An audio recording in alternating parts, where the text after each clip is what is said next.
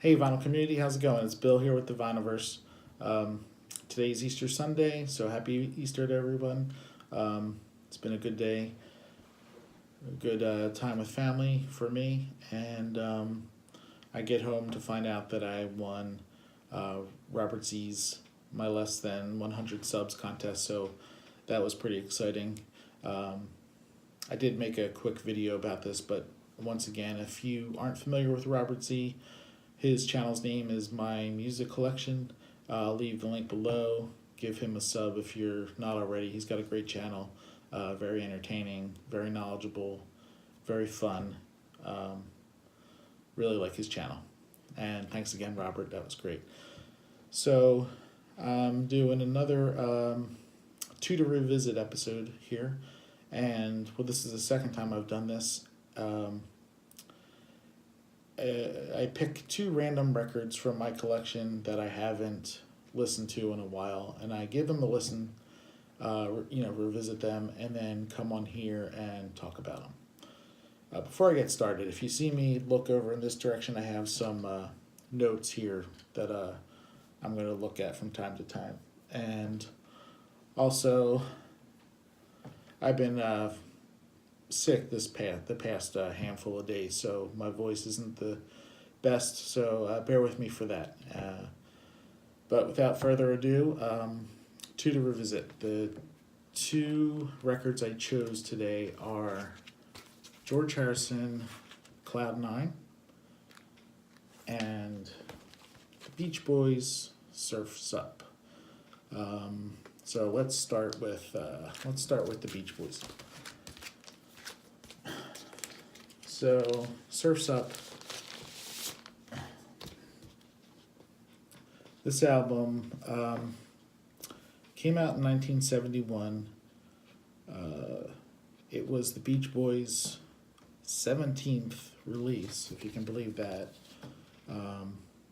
in 9 short years. I mean, their first album came out in 1962, and then this came out in 1971. All in all, I like this album. It's I'd say it's about 60% really good and 40% either so-so or not that great. I feel like a lot of the Beach Boys 70s recordings, there's a lot of that, like they just seem kind of lost, and throwing stuff at the wall to see what will stick, but with some gems thrown in there, and that's kind of how I feel this one is. There's two excellent songs. They actually close out the album. This is all my opinion here. So this is on Reprise Records. Let's see the label there. Like I said, it's 1971. 10 songs. It starts off with a song called Don't Go Near the Water. It's a good opener to the album. It's an okay song. I like it. It's not doesn't blow me over, but it's good. I may have some cheesy water voice effects going on, but all in all, it's a pretty good song. Then it moves on to a song called Long Promised Road, and this has the classic Beach Boys 70s sound, in my opinion. The 60s, well, early 60s, they had a very pop, surf sound, and then, they got more into experimental, and then, groundbreaking with pet sounds and really pushing the envelope. In the 70s, I feel like they developed a kind of a different style. And this song, Long Promised Road, has that 70s Beach Boys sound. It's a good song. Next is Take a Load Off Your Feet, and this one for me is just not a very good song. It's okay. I'll sit through it, but, not that great. Next is Disney Girls 1957, and this song, again, doesn't do much for me. It's kind of a forgetful song, for me, anyway. Then the next song is Student Demonstration Time, and this is a very different type of song. It's got a real blues feel to it, and it's pretty decent. I didn't go to see if it was a Mike Love composition, but he sings it, and it's got his signature all over it. And like I said, it's very bluesy. Pretty good song.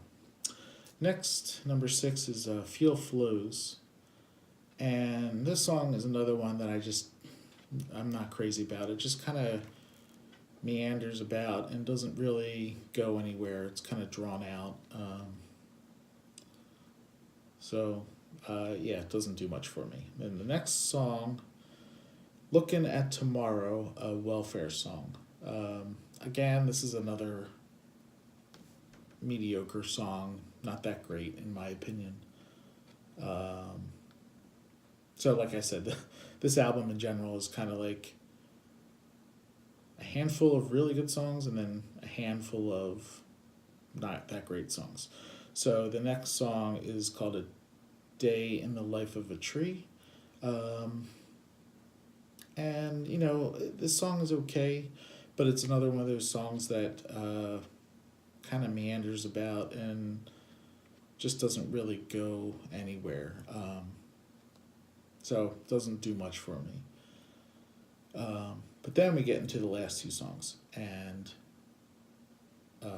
number 9 is Till I Die. Now this song, although it's a very sad song, it's excellent. It's beautiful. The lyrics are good. I think it should be mentioned when you talk about the top Beach Boys songs. It's just got a really good slow feel to it. The harmonies are great. Can't say enough about that song, Till I Die. If you aren't familiar with the song, I highly suggest you check out that song. I think, actually, that song and the next song that I'm going to talk about is worth getting this album for. I don't typically buy albums based on a song or two, but in this case, I think these 2 songs, this album, is worth buying. So the final song to close out Surf's Up is the song Surf's Up. This song was a holdover from the Smile sessions. Not sure if you're familiar with the Smile sessions, but Smile was the album the Beach Boys were working on after Pet Sounds came out, and it just basically never got finished and got put on the shelf. Brian Wilson eventually refinished it on his own later in the early 2000s. Can't remember what year that was. 2004 maybe? I don't remember. And then recently the Beach Boys put out Smile on their own. But Surf's Up. It's a really, really good song. Great. Like I said, this album is worth buying just for those last 2 songs. So I give my stamp of approval for this album, but again, it's like 60% good and 40% not so good, or about there. But that's Surf's Up by the Beach Boys. Now moving on to CloudNine by George Harrison. So this album was a big hit for George. It came out in 1987, had the smash hit Got My Mind Set on You. It really put George back in the spotlight. I think he was on hiatus for 5 or 6 years since his previous release, and he assembled quite a crew of musicians for this album.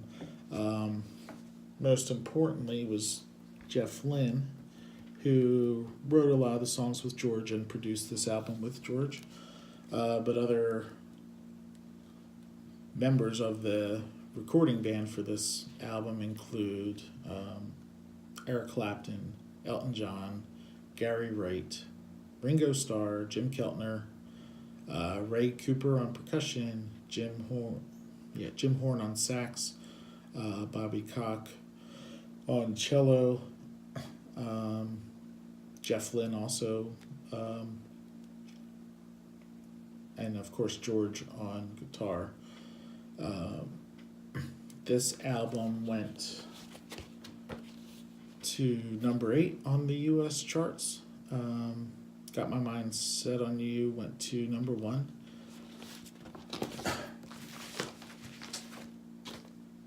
It's on Dark Horse, George's label. So I forgot how much I like this album. Really good.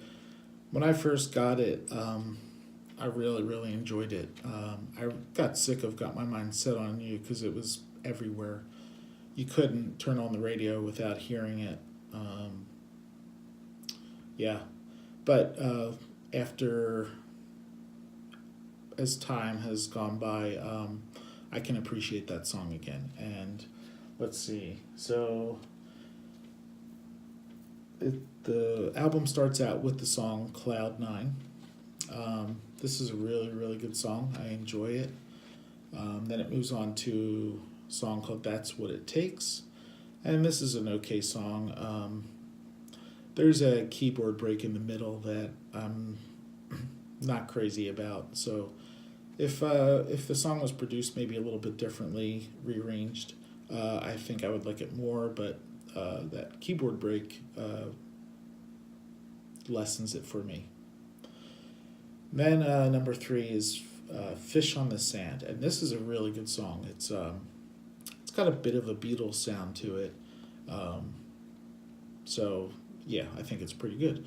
Then it goes on to This Is Love, and that was I think that was a single release for George for this album, and it's a good pop song. I like it. It's I think that's the best way to put it, is it's a good pop song. Then it goes into number 6, which was When We Was Fab, and that's a really good fun song, singing about the Beatles and those days that have passed. It's got a very maybe Revolver George era sound to it. He really tipped his hat to his time with the Beatles in this song, and pardon me, really like that song. Then number 7 is a song called Devil's Radio, and it's okay. Not the best song. I feel like it's got too much of Jeff Lynne's thumbprint on it. Might have been better suited for a Jeff Lynne album or ELO album. So I'm not exactly sure if it's a mostly Jeff Lynne song with George helping out or vice versa, but to me it really feels like a Jeff Lynne song. I don't know if that's accurate or not, but it's just okay. Let's see, Someplace Else is next, and this is a nice song. The thing that stood out to me on this song is the guitar work. It's got some really beautiful guitar on that song, and pretty good song, very nice. Then it goes on to a song called Recca the Hesperus, and it fits well on the album, but it's not my favorite. If this were a CD, I'd probably, or digital, I'd probably just skip over it and maybe check it out every now and again, but it's okay. Then we go to Breath Away from Heaven. Excuse me. Now this has a very Eastern feel to it. And it's okay. It's not my favorite, but it's okay. I would sit through it when I was listening to this. But like I said, I like the Eastern vibe that it has.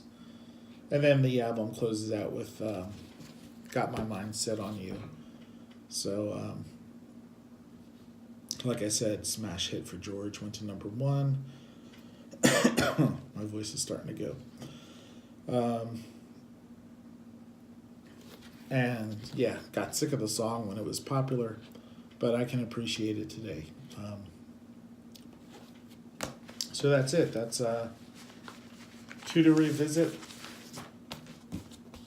Surf's Up by the Beach Boys and CloudNine by George Harrison. Excuse me. Yeah, tell me what you guys think. Have you listened to these albums lately? Are you familiar with them? If not, do you want to check them out? Leave a comment below. If you found this video and you're not subscribed to my channel, hit the subscribe button. This is the type of stuff I do, along with like showing my latest pickups and stuff like that. So thanks everyone for watching. Hope you're all doing well. Have a good week, and I'll be back soon. So it's Bill from the Viniverse. Thanks. Take care.